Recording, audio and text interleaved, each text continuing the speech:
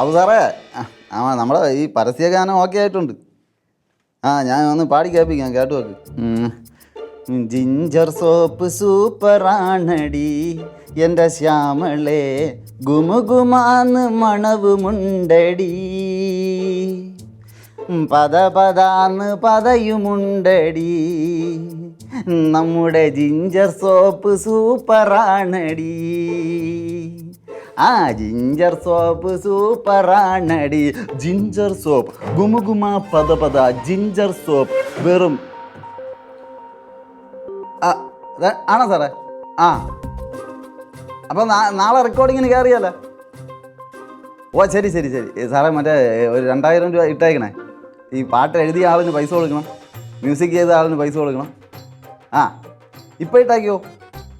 ശരി ശരി ശരി. അപ്പോൾ ഇത് നമുക്ക് പൊളിക്കാം. ഓ പിന്നെന്ത് ഓ റെഡി. ഐശ്വര്യമാണോടാ നീ? ഐശ്വര്യമാണ്. കയറി വന്ന ഉടനെ 2000 രൂപ പെട്ടിയിൽ. അതൊക്കെ പിന്നെ പറയാം.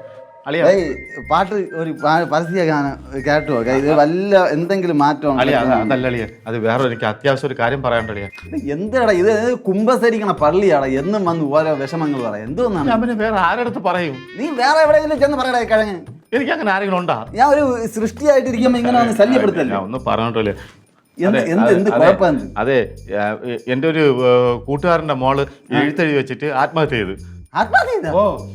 എവിടെ ന്യൂസ്? കൂട്ടുകാരന്റെ പേര്, കുട്ടിയുടെ വയസ്സ്, കുട്ടിയുടെ വയസ്സ് പേരൊന്നും പറയാൻ പറ്റൂല, വെളിപ്പെടുത്താൻ പറ്റൂല. പിന്നെ ന്യൂസ് തരാൻ വന്നിട്ട് നീ ഇങ്ങനെ പറഞ്ഞു കഴിഞ്ഞാൽ ഞാൻ വെളുത്തതാ കറുത്തതാ? ഞാനൊന്ന് പറഞ്ഞോട്ട്, അത് മൊത്തം കേക്ക്. അപ്പൊ ആത്മഹത്യ ചെയ്ത് ബോഡി കിട്ടാൻ വേണ്ടിട്ട്, കിട്ടിയാന്നറിയാൻ വേണ്ടിട്ട് ഞാൻ പോലീസ് സ്റ്റേഷനിലേക്ക് ഇവിടെ പോയി. അപ്പൊ അവര് പറയണു അവിടുത്തെ പോലീസ് സ്റ്റേഷനിൽ കിട്ടിയിട്ടില്ല, അങ്ങനെ ഒരു ഇതുമില്ല. ആത്മഹത്യ ചെയ്തെന്ന് നീ അറിഞ്ഞു? പോലീസ് സ്റ്റേഷനിൽ പോയി, ഞാൻ പോയി, ബോഡി കിട്ടിയിട്ടില്ല. ഇല്ല. അതെങ്ങനെയാ ശരിയാണ്?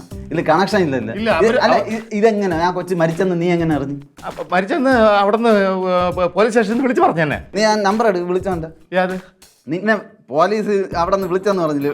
നമ്പർ അത് വിളിച്ചിട്ട് ഞാൻ അങ്ങോട്ട് വിളിച്ച് രണ്ടാമത് വിളിച്ചു. ഞാൻ വിളിച്ചാ എടുക്ക, നീ നമ്പർ ഫോൺ സ്വിച്ച് ഓഫ് ആയി. ഇപ്പൊ എനിക്ക് എങ്ങനെയെങ്കിലും ആ ബോഡി ഒന്ന് കണ്ടെത്തണം. ബോഡി കണ്ടെത്താൻ ഞാൻ ഇവിടെ മറ്റേ കുലുക്കി കുത്തി നടത്തിയ ബോഡി കിട്ടൂ? അല്ലെങ്കിൽ വേറൊരു കൊച്ച് ആത്മഹത്യ ചെയ്യാൻ വേണ്ടി നിൽക്കുകയാണ് അവിടെ.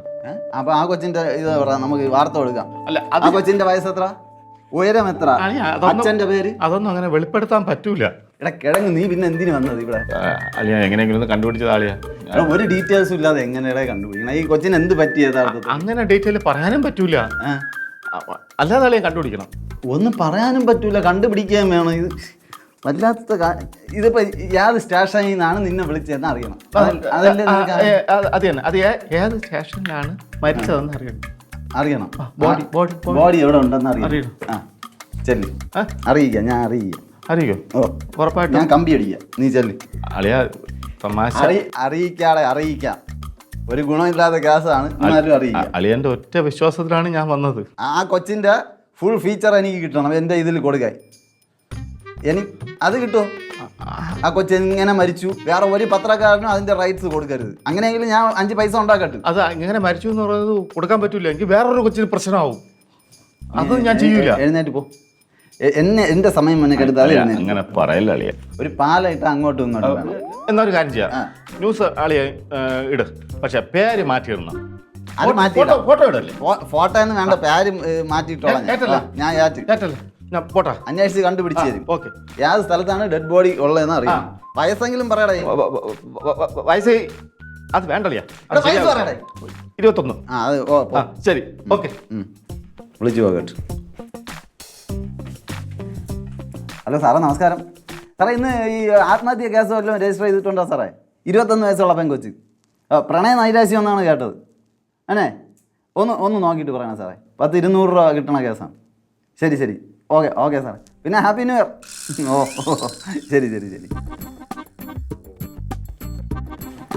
Ginger soap സൂപ്പറാണടി.